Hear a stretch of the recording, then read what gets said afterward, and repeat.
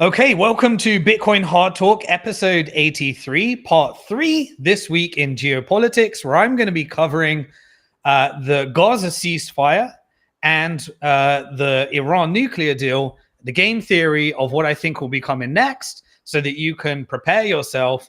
And aside from the sheer disaster of this humanitarian crisis that for over 600 days we've had to watch, crimes against humanity, words that I don't want to say on YouTube, but the humanitarian disaster has been absolutely unbearable, and there is no excuses right now. But I was predicting that there would be strategic escalation where everything would get worse in order to de-escalate an announcement of a ceasefire and a deal that does actually happen, because essentially the GCC, through this multipolar world order, has been buying a decolonization exercise away from America in the region by partnering with BRICS as a result of the China normalization deal. So just a quick recap, if you're new to this, Trump and the US are essentially, I covered this in part 1 and 2, functioning as proxies for the proof of weapons network, with BlackRock as the CEO and BlackRock's portfolio companies. They are not dependent actors doing what's right for America first, because through securitization, the stateless entity is way, way more important than government, and they use lobby in order to install politicians. BlackRock is no longer betting on a US unipolar dominated US world. It is betting on a multipolar world order that I've covered. And it has been investing in peace within the Middle East. It has been saying the military companies have been exiting. The finance companies have been doing a deal. GCC has been going through building its sovereign wealth in order to compete with America, decolonize, normalize with Israel, and commit to a free Palestine and a Palestinian state, where it's now built enough economic power, and America has been strategically weakened, where GCC can negotiate with BlackRock and BRICS, which China has kept its sovereign by not having a debt-based Ponzi scheme central bank, which means that large corporations don't end up with all the strategic power. It's managed to keep its sovereignty, and so you've had this new power regions and the splitting up the world into blocks, and covered in the macro section, the ASIN blocks and the various other blocks anyway. But BlackRock is investing in a GCC and BRICS-led multipolar world order. And the types of deals that you can see on the geopolitical section and how it ties together is that you saw an announcement this week from Spain, as it actually halts all arms sales to Israel. They halted completely. It bans Israel, basically Israel-bound weapons, and any of the ships, that were containing weapons. They are banned from using any of their within Spain. And it called for a global recognition of a Palestinian state. Now, what happened on the same week? Well, on the same week, if you were following it, Spain and Saudi signed 4 major investment deals in Riyadh, the capital of Saudi. And so this was just after Trump's meeting with Saudi, UAE, and Qatar, where they were putting together all the deals to discuss tech, energy, AI, military, crypto investments. And so this is an example of how I believe GCC has been buying decolonization. So now Europe, vassal state of BlackRock, and its portfolio companies, now has to change their narrative. You started to see more and more from the BBC calling out. BBC started releasing documentaries that were created ages ago on how settler colonialism was happening in the West Bank. And suddenly you get this big shift in narrative. UK Parliament comes out and says that the humanitarian crisis is unbearable, that Israel was weaponizing starvation. This was already done throughout the whole thing. There were campaigns where I was shouting as loud as I could, either on X Spaces or Bitcoin Hard Talk, that they're weaponizing starvation. And then you had all the people that were saying, no, that's not happening. And, all of the stuff that we've been put through. And now suddenly they say it's happening. And that's what makes me believe that Israel is being strategically weakened, as I covered as well. Now, what happened? UAE showing that it is more important than Israel power at the moment. The UAE summoned the Israeli ambassador over provocative practices that were happening in Jerusalem. Basically, this is when the radical Zionists are doing things in Al-Aqsa Mosque, a site that is important to both the Jewish faith and the Muslim faith. And so UAE is able to summon, which is strategic, showing that Israel is being strategically and economically weakened, and the balance of power is changing. And normally I wouldn't believe it if it weren't for the fact that US is strategically retreating. It's got its debt issue, and it has handed over power to BlackRock, essentially. And now Trump is able to come out and exert influence over Netanyahu, so America can have plausible deniability, say all that genocide, that was Israel, it wasn't us. It wasn't us representing the military companies that made trillions of dollars of revenue from it. And now Trump came out publicly and said that he does not want Netanyahu to bomb Iran, and he's told him that it won't be appropriate because they're negotiating a nuclear deal. So how was I able to take this seriously? What was I able to? Well, I've covered it in previous episodes, but now let's go through what I think comes next by covering the global game theory. The way that I do this as well in predicting geopolitics is ideology, doesn't have the same impact unless it is combined with power. But ideology tends to be weaponized for power, which is represented by money. And when they're public companies, this is for profits. And so if you look at BlackRock in general, not a perfect science, there's a game theory guy that I follow on Twitter, Evan X. And we have similar thoughts on how we think about this. I call it the proof of weapons network with BlackRock as CEO.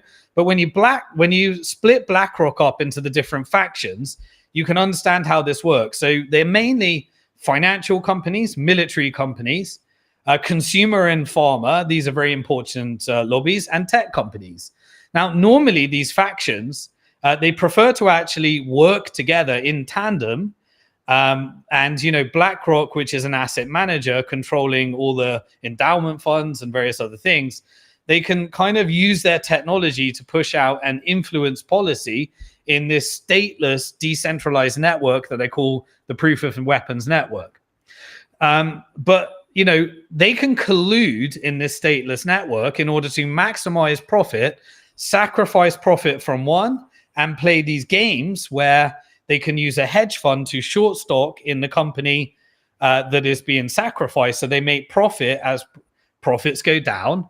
And you can maximize through the technology and vast technology that BlackRock has built. And basically, that profit can be used to become more important than any state, as I've always said. But it's not always the case that they are on the same page. And so sometimes they may move against each other. And they hedge each other strategically as well when that happens.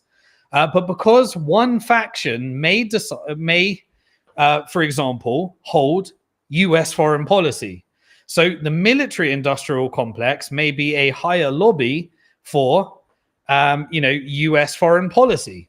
And that was the neocon strategy. Biden was in the neocon camp, a continuation of Obama and Bush, where essentially it was create narratives, false flag operations via proxy Israel, false flag operations like 9/11, where intelligence agencies create these crimes against humanity, radicalize people into justifying it through religion, and then go and do another war that profits the military industrial complex, justifies civil unrest and changing laws like Patriot Act, justifies the money printing, and then that all being siphoned off against the American people And then you can use these covert operations like the deep state, like the IMF, in order to vassalize those states, force them into dollar dependency, and then you can control their economies through controlling financial capital, doing colored revolutions, overthrowing their governments.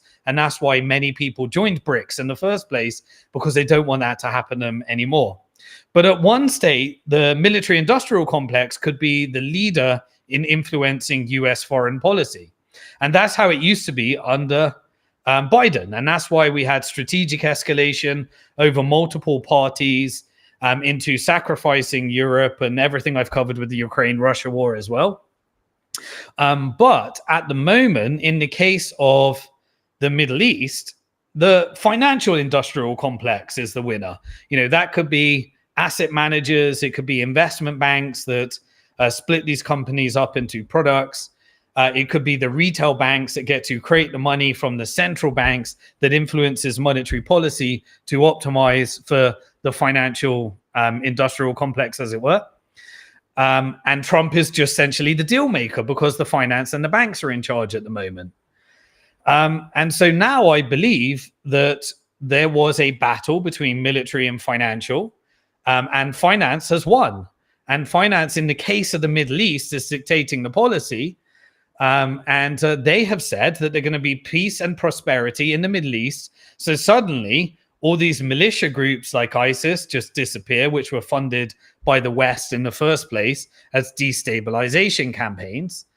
And you get regime changes, power structures escalate to de-escalate. And the biggest change that we are seeing in the Middle East that I've been covering in the geopolitical section. Now, during this transition, there could be moves from the financial interests against the military interest. And that might be some of the things that you're seeing. They want to drop as many bombs as possible, make sure that they get a little bit more power in terms of the negotiations with Lebanon and the future structures. And we don't know the exact games, but you can see that these games are being played. But remember, the finance and the asset managers, they own shares in the military companies. So they all benefit together, and they can optimize through these different types of algorithms. Aladdin's technology at BlackRock is the most sophisticated artificial intelligence technology that even the Federal Reserve uses for monetary policy, and Treasury uses for fiscal policy, as well as all the money managers and endowment funds and money and everything as well. And as well as using it for itself as well to optimize the profits as well. So Netanyahu at the moment, he was kind of the military industrial complex guy. He can create carnage. He was negotiating his own deal. The financial, the finance and the bank, I believe that, was working with Trump and US, and those interests were no longer aligned, but were kind of connected via the different interests in BlackRock as well. But now the military industrial complex, I believe, has completely moved on. This is how I was able to say that there will be escalate to de-escalate, drop all the final bombs, profit from the genocide. Again, remember, I'm talking about monetary flows here. This isn't the humanitarian side. They have no care for the humanitarian side. They have no care about this. They're willing to do it. They've been doing it for decades and decades and decades. This is just the first time we've had to watch it on camera, and we've debunked it, and we've been able to see all the lies, and there's been the alternative media to perpetuate because, Telegram was funded through Bitcoin donations, and WikiLeaks was funded by Bitcoin donations, and X moved to a new model of freedom of speech, but not freedom of reach, where you could, rather than censor you could say everything, and then they use that to censor your reach instead. And then they can use that for their social credit scores and the technocracy and stablecoins that I covered in This Week in Bitcoin and This Week in Macro. Well, anyway, Netanyahu, I believe, has essentially decoupled from the state, and his interests are all about personal survival. And so BlackRock is entirely aligned with the Gulf Cooperation Council, the rebuild plan that was set up by Egypt, entirely aligned with a Palestinian state, and economically weakening Israel so that deals can be done. It can be purchased in distress over time, And so even if it expands its settlements, they're all going to be effectively not under the control of US via its proxy, via its military industrial complex. There is going to be a recognition of a new power structure, and neighbors would much rather have peace. And so BlackRock and all of them are in line now with Palestine being free rather than the old model. And so Netanyahu's just been looking for his deal, secure his own survival, because he's on charge of corruption charges. He's in a position where Smoldrich and his other members of the cabinet have been admitting that they want to eliminate all Palestinians. Piers Morgan comes out and says, yeah, they have genocidal intent. The court has already ruled. The narrative has already changed in the proof of weapons network. And so I was able to successfully predict that I think this ceasefire is different, and the ceasefire was announced. And so I don't know exactly what the deal looks like at the moment, but I believe that what comes next is the strategic removal of Netanyahu, the cabinet, and regime change within Israel, while they try to keep the narrative of distancing Israel's actions from America's actions and the corporations and throwing Israel under the bus. And this was no surprise to Bitcoin Hard Talk listeners as well. So it was announced this week by the White House that Israel has signed off on the US ceasefire proposed for Gaza, and Hamas had already agreed to it. And we already knew the terms in it because it was what they already did in the beginning. Hamas already said that they were willing to step aside. Hamas already said that they were willing to hand over the hostages, but they wanted the Palestinian hostages in return, which is what the operation was in the first place. And then they lied about everything using atrocity propaganda. Look up my blog on simondixon.com. Look up Atrocity Inc., and you can see all the lies about the sexual violence and beheaded babies, none of which happened. Basically, what I'm forecasting here by following the money, and I'll tell you if it changes, is the gradual evolution of Witkoff, what they will call Witkoff's ceasefire plan, which only happened because of the normalization between Saudi Arabia and Iran because of China. But obviously, America gets to take credit because they're exiting, and they need to paint a MAGA narrative on top of it because they're no longer global hegemon and they can't do these covert wars anymore. So if you need a narrative of an Israel regime change, at the same time, you need a Hamas regime change narrative as well. And so I think you'll see that narrative, but it will be in cooperation with the regions, with Hamas funders, which is Qatar. Qatar is an ally of US. They have a foreign base there. And in cooperation with an Iran nuclear deal, because Iran needs these sanctions to go, because they've been trying to regime change Iran by weakening and turn Iran into Syria, which was the neocon model. But now the neocon model is no longer there because they need peace in the region. Rather than all these strategic escalation and strategic tensions as well. So I think there'll be more and more talks on restoring, recognizing the Palestinian state. If it's going to be Palestinian Authority, I'm not sure what the leadership is going to look like right now. It's going to be talks around dismantling the Israeli cabinet, talks around Hamas strategically stepping aside, but reframing the narrative for the West in line what they do. Talks around a two-state solution, but effectively the GCC will be the new ruler of the region, doing all the investments. Israel is in distress. And so the idea of a one-state solution, returning it to the decolonization that it was before, where essentially Muslim people, Jewish people, Christian people welcomed immigration, lived in peace, but they didn't welcome the settler colonialism, the raping, pillaging, and stealing, and building a state the same way America wiped out the native Indians and by the Europeans, and all of the colonization that happened from it They didn't want that to happen. And so I think it will gradually return to an Arab majority. Those that are radicalized will leave the region. There'll be deals that are set around that. And I'm not sure exactly what it's going to look like, but essentially it will look more like a one-state solution where people move in peace. That's a bit more speculative. We'll see. I need to understand a bit more about the deals that will be announced, but I'll keep following the money. And essentially, this whole thing of Iran wants to kill the Jews via its proxy and take over the whole region, they'll stop pushing those narratives. And Iran is about to nuke the entire world, and Israel needs to take down its nukes because it's defending democracy and it's a safe place for the Jews, even though it was the least safe place. It was awful for the Jewish people. It was a mechanism for the West being able to recruit Jewish people and make them engage in IDF, join the IDF and ethnically cleanse and essentially sacrifice themselves for the settler colonial mission, which means that you ended up having all of your neighbors hate you and all the things that come from that and the resistance, that comes from that. It's just such an obvious lie when you really think about it. So they'll be defanging that narrative between, Israel and Iran.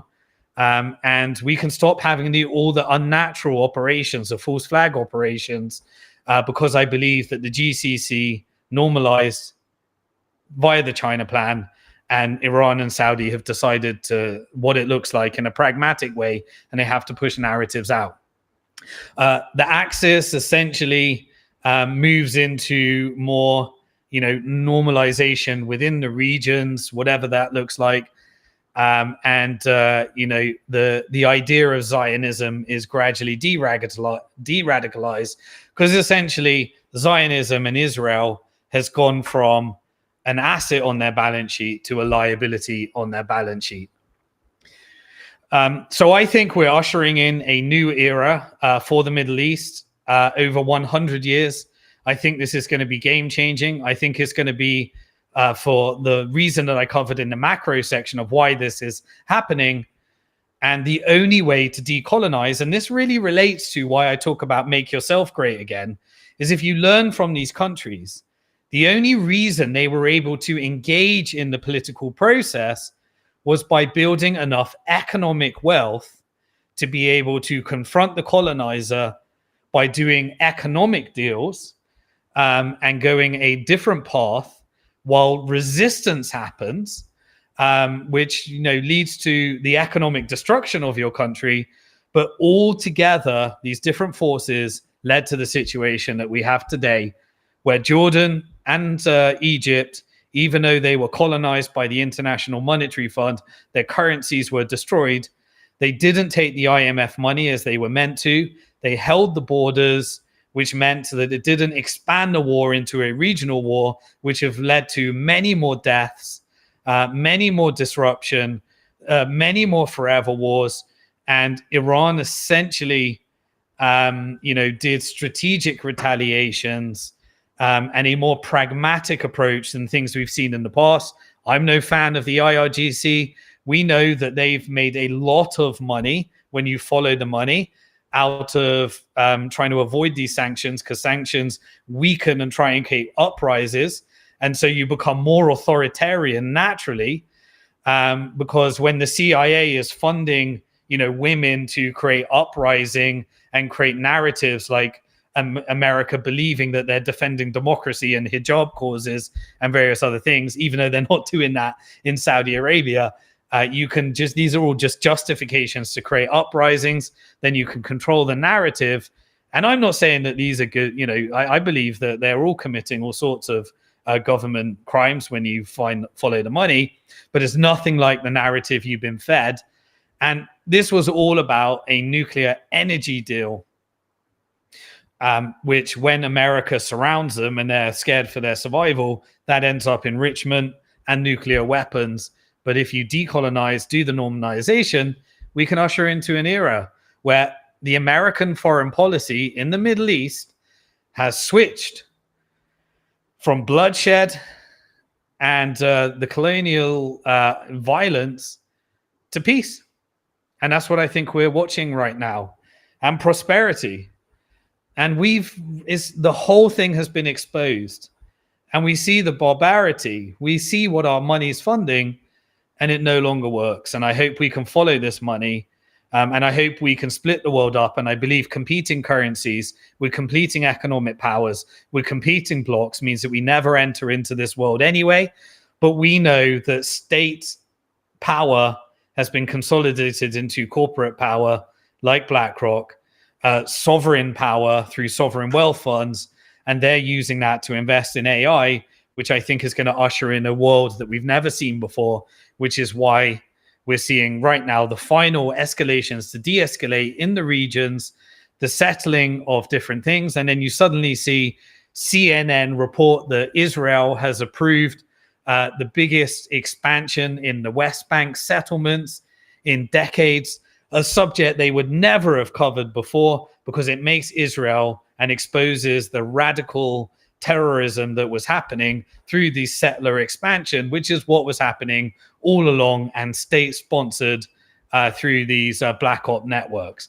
And now you see the New York Times come out, and the New York Times reports that Netanyahu has threatened to upend the US-Iran nuclear talks by striking Iran and their nuclear enrichment facilities. As I said a long time ago, there will be no war with US and Iran. The neocon strategy is dead. We're not returning to it. But the reality is that we will find out whether Israel controlled America or America can control Israel. And I believe in the end, after going back and forth, it's obvious. America is controlled by military, and military creates these regions that has plausible deniability for the crimes against humanity. And it was actually America that was controlling Israel. And then you had this proof of weapons network with BlackRock as CEO that consolidated power. And Israel was simply an asset and is now a liability, which is why I think we're seeing this change. We had a few more, and we're going to wrap up right now on the different types of proxy wars. Now, remember what I said. Trump won't be able to achieve the peace between Ukraine and Russia because there's way more money to be made, and BlackRock needs to control more land. There was escalations around that as well. So there was a kind of a distancing from US, from both Putin and Zelensky, because remember what I said, this was a strategic move to hand over everything to Europe, so Europe can ratchet up the narrative so that European Union can set the policy and the European Central Bank can print the money, sanction the money, and spend it into the military industrial complex. And there's at least $1 trillion of profits before peace can even be considered.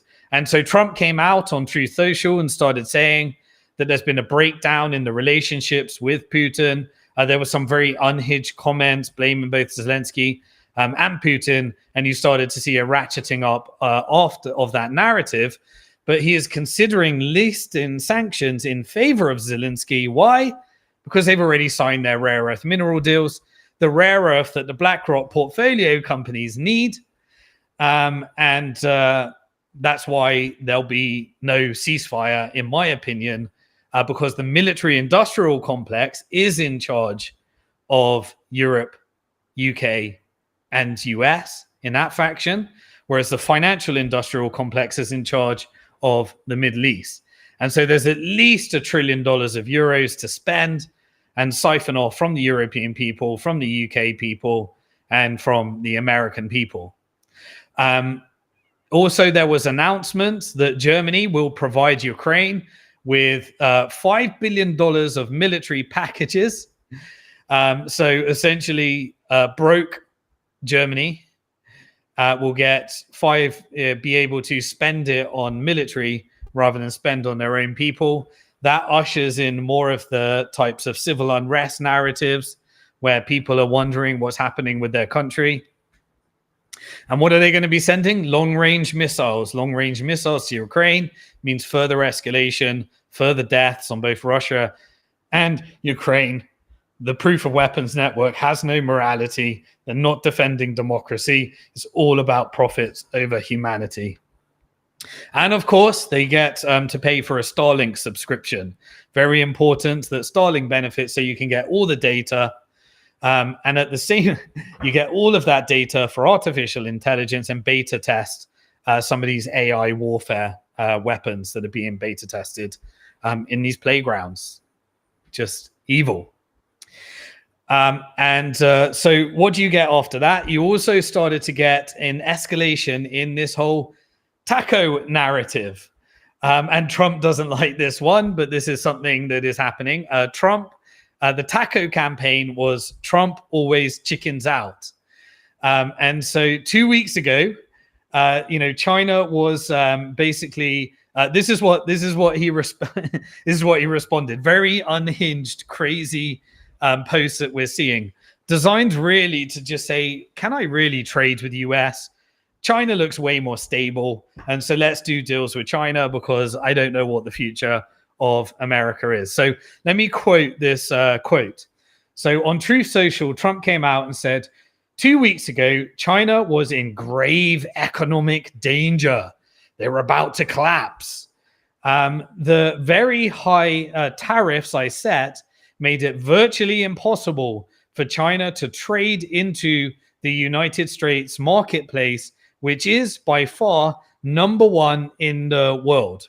Right, remember 10% of exports is China. Is China selling to America.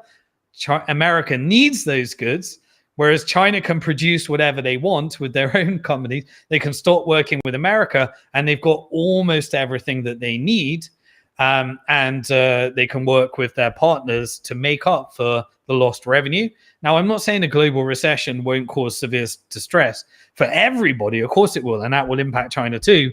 But China's got the sovereign wealth and the reserves that I've covered in previous episodes. So he also said, we went, in effect, cold turkey with China, and it was devastating for them. It was devastating for America. The rates went up. And it's implementing BlackRock's policy. So he's got to push out some MAGA narrative, get the people that don't follow the money to believe we're winning. Many factories closed in US, not China. And there was, to put it mildly, well, there aren't many factories. They're already closed. And there was, to put it mildly, civil unrest. You mean the civil unrest that's happening within America, Europe, and UK? I saw what was happening, and I didn't like it. I don't want this civil unrest to happen. Look, China knows how their government operates, and so they don't get involved in this left and right politics.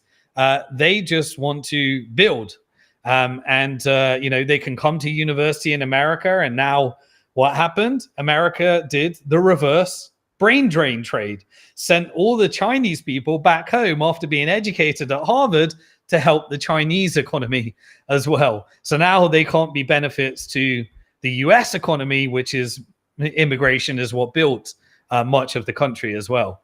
But anyway, happening, and didn't like it for them. So he's saving China because he didn't want civil unrest within China, according to US. It was nothing to do with America. America was winning. America's great. The economy is doing great. Everything's doing great. So Trump said, I made a fast deal with China in order to save them from what I thought was going to be a very bad situation. And I didn't want to see that happening. Because of this deal, everything quickly stabilized and China got back to business as usual, and everything is good. Everybody was happy. That is the good news. The bad news is that China, perhaps not surprisingly to some, has caps totally violated its agreement with us. So now the stock market's going to go down, the rates are going to go up, the economy is going to go bad, unemployment's going to increase, inflation's going to increase. He's going to meet destabilization, but of course it's China violating the agreement, China virus that was funded by Fauci. And so much for being Mr. Nice Guy. We are enemies. We're negotiating, but China is the enemy. I think it's obvious by now. This is a narrative that's just designed for the illiterate, the financially illiterate, that don't follow the money, that will believe them and get absolutely wrecked by this policy. America doesn't care about the American people. UK doesn't care about the UK people. EU doesn't care about the EU people, because all the politicians are prostitutes. All of the resources have been securitized, and there is a stateless entity that controls them all, and all they want to do is asset strip and print money and create all the civil unrest they need to usher in the surveillance state completely against the American, English, and European people. And that has global impact, and that global impact is being strategically weakened because there is a new model. All while artificial intelligence is accelerating at an exponential rate. Agents are taking jobs right now. There isn't enough energy to power all of this. Everybody's deciding, do I go to university? Why spend 3 years studying when I've only got about 3 years until my job probably gets disrupted? Those that already did university, they are deep in debt. They haven't got jobs, and companies are freezing their hiring because they're figuring out this artificial intelligence trend, which is eventually going to be integrated with robotics. And so there is no doubt that you have a short period of time, in my mind, to adjust to this trend, recognize that we are in an AI, Bitcoin, and CBDC world, and you win through economic power. That's how you win. You need to be, the US is being strategically weakened, other than the industries of the BlackRock portfolio companies. The US is becoming a technocracy. The Europe is becoming a central bank digital currency. The GCC that has remained sovereign through Saudi Arabia and UAE and Qatar, they're going to be investing their global capital into real world assets that are tokenized, stable coins that are going to be deploying capital globally. BRICS is going to be investing in the global south. BlackRock is going to be moving its capital to the growth regions, and Trump will be doing the same as well, as covered previously. Robotics are going to be replacing more and more jobs. And how do you protect yourself? It's not by engaging in the politics. It's not by believing that Trump is going to make America great again. It's by building your Bitcoin wealth so you can beat the performance of BlackRock real estate and all the tools that make and weaponize the proof of weapons network. And at the same time, by building your Bitcoin wealth, you get to boycott the Fed and give them less power. At the same time, you get to, by saving in self-custody, that is Bitcoin owned by yourself and not owned by BlackRock, so they have less power in making this transition, and they are strategically weakened at the same time because I believe that the AI, the invention, they're going to try and use it for their gain, but it's going to work against them as well. It's going to choose Bitcoin as its currency, as hard money, and in 10 years, we won't be able to recognize the world that we live in. You need to protect your community by not taking on debt, by spending local farmers, local innovation, by boycotting the corporations that are benefiting from this. And you need to take more control over your money rather than handing it over to BlackRock. And this is how you make yourself great again, by being surrounded by a community. And because politicians do not work for you, they work for the proof of work, the weapons network. And you have a small window of time to build your economic power and Bitcoin wealth and lobby against the corporate interest by making sure that your money doesn't go to them, because then they listen and then they become more ethical, because they don't solve humanitarian causes by being ethical. They solve it when their bottom line profit is impacted. And that's why they're banning boycotts. And that's why they're coming up against protesters at universities. That's why when protesters say, we don't want you to send money to the proof of weapons network, we want you to divest, they are changing the constitution, they are creating civil unrest, and they are testing how far they can go and how much you will fall for what was beta tested on Europe and the surveillance state and UK. But always remember, you are alive at one of the most interesting and exciting times in financial history. Some are going to get wrecked on the wrong side of the proof of weapons network. Others are going to do well by storing their wealth in Bitcoin and saving it in self-custody. And I want you to be on the right side of that change, because we are moving to a world of artificial intelligence, Bitcoin, and central bank digital currencies. And I would love to do it with peace, love, and unity. But the reality is that I think those that don't prepare, it's going to be rough for so many of them. So please subscribe to my YouTube channel so you get notifications of the shorter videos, the broke down videos, the longer ones every time I go live. Hit the subscribe button, hit the bell symbol, hit all. Head over to Rumble in case I get taken down and follow me there. Follow me on X. If you would like to watch this in chunks and download it when you're on the move, then follow me on Apple Podcasts, Bitcoin Hard Talk, and Spotify. And if all else fails, you can get lots of free gifts by joining the free Bitcoin Hard Talk membership portal by creating a login at simondixon.com. And so that we can make sure that we do it the right way, which is you become economically powerful and you take control of your money, and we can do it through peace.